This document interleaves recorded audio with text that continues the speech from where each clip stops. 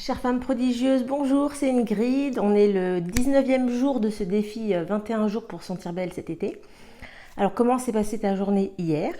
As-tu pu respecter le deal, rester dans la bienveillance vis-à-vis de toi-même, avoir un dialogue intérieur positif? Est-ce que par ailleurs tu as pu faire un compliment à quelqu'un? Voilà, et dans quel état ça t'a mis de faire ce compliment? Je pense que c'est intéressant, en fait, outre le fait de faire un compliment, c'est de se dire, voilà, qu'est-ce qui se passe quand je fais un compliment, j'allais dire un cadeau à quelqu'un, voilà. Qu'est-ce que je ressens en moi et comment je perçois, en fait, l'attitude de l'autre. Et de se poser également cette question de qu'est-ce qui fait que parfois on aura envie de faire un compliment, mais on ne le fait pas. Qu'est-ce qui tout d'un coup peut nous bloquer? Voilà. Donc comment est-ce que tu fais tes compliments aux autres? Est-ce que c'est toujours totalement spontané? Est-ce que parfois c'est réfléchi puis verbalisé? Est-ce que parfois c'est complètement freiné? Tout d'un coup, voilà, tu n'oses pas faire ce compliment et ça peut être intéressant, si c'est le cas, de te poser la question de pourquoi en fait. Parfois tu aimerais faire un compliment à quelqu'un et tu n'oses pas. Voilà. Qu'est-ce que ça te renvoie comme image? Et par ailleurs, travailler de nouveau finalement sur ce sujet qui est lorsqu'on te fait un cadeau, comment est-ce que toi tu le vis? Voilà. Est-ce qu'il n'y a pas un lien justement entre toi, les freins que tu as parfois à faire un compliment? Qu'est-ce qui se passe en toi? Et lorsque tu reçois un cadeau et que tu te sens mal à l'aise, qu'est-ce qui se passe également? Pour certaines personnes, bien évidemment, tout va bien. J'ai reçu des messages qui me disaient que elles adoraient avoir des compliments, qu'elles les recevaient avec grand bonheur. Et bien évidemment, hein, l'objectif là, c'est pas de dire qu'il y a un problème sur tous les sujets, c'est juste que voilà, quand parfois il y a des interrogations, c'est comment est-ce qu'on peut les traiter pour avancer, puisque c'est vraiment l'objectif de ce défi. Pour ma part, donc j'ai remis mon bracelet côté gauche pour démarrer cette nouvelle journée.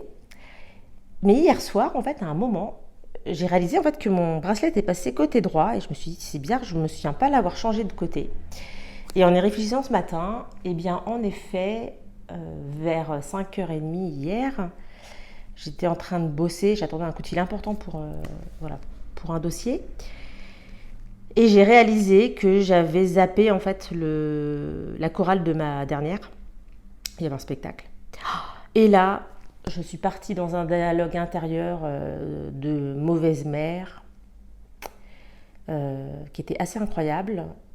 Et, et donc je pense qu'en fait instinctivement, le travail faisant, le défi faisant le travail, naturellement je pense que j'ai du coup mis mon bracelet côté droit. Et voilà, et je me suis dit que c'était clairement en fait un sujet que j'aborderais dans des futures vidéos de cette position justement de femme et de mère. Comment est-ce qu'on gère en fait aussi l'estime de soi dans la mesure où on n'a pas juste notre propre personne à gérer, mais aussi potentiellement voilà, un compagnon et des enfants. Et voilà, et comment est-ce que ça interagit tout ça par rapport à qui on est.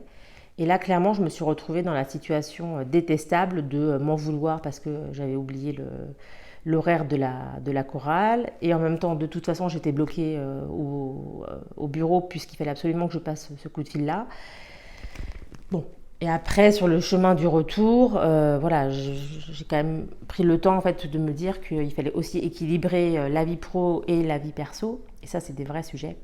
Je sais pas comment toi tu arrives à conjuguer tout ça, mais voilà, c'est vrai que parfois on est obligé de faire des choix et là c'était le choix professionnel mais aussi parce qu'il faut bien vivre. Bon, et finalement ma petite m'en a pas du tout parlé, elle m'a à peine parlé de la chorale, donc je suis redescendue on va dire en pression et je me suis dit que c'était pas si grave que ça. Donc voilà, donc ce matin on repart du bon pied, on repart du bon bras. Ce que je te propose comme défi pour cette journée, eh bien, c'est donc de réfléchir à comment donc tu reçois les compliments enfin, voilà, qu'est-ce qui se passe quand tu fais un compliment à quelqu'un, voilà, qu'est-ce que tu ressens. Continuer à te parler comme si tu étais ta meilleure amie, ça je pense que ça vous a marqué et on continue là-dessus parce que c'est vrai que c'est super comme méthode. Et enfin, pour reprendre les éléments qu'on a vus la première semaine, je t'invite en fait à réfléchir aux valeurs et aux qualités que tu incarnes, vraiment, et voilà, te replonger dedans pour te réassocies en fait à ta beauté intérieure, à la belle personne que tu es. Et voilà, et typiquement dans l'histoire d'hier où je me suis dit, oh là là, je dois faire un choix entre mon enfant et mon boulot, je me dis oui, mais bon, tout ça c'est quand même pour le bien familial, parce que dans mes valeurs, eh bien voilà, il y a aussi la protection de mes enfants, et quelque part quand je fais ce genre de choix, eh bien c'est aussi pour répondre à cette valeur. Donc il y a toujours quelque chose qui justifie une valeur plus forte que l'autre, qui fait qu'on est à un moment ou à un autre, on est obligé de faire des choix pour protéger les êtres autour de nous. Et c'est aussi ce qui fait de nous une belle personne, responsable et aimante. Voilà, donc je t'invite vraiment à réfléchir à tes valeurs, tes qualités, de façon justement à pouvoir voilà, bien réincarner tout cela et continuer à te parler comme si tu étais ta meilleure amie, de façon à vraiment finir ce défi ensemble en étant plus forte. Je te souhaite une très belle journée, chère femme prodigieuse, et je te dis à demain. Ciao.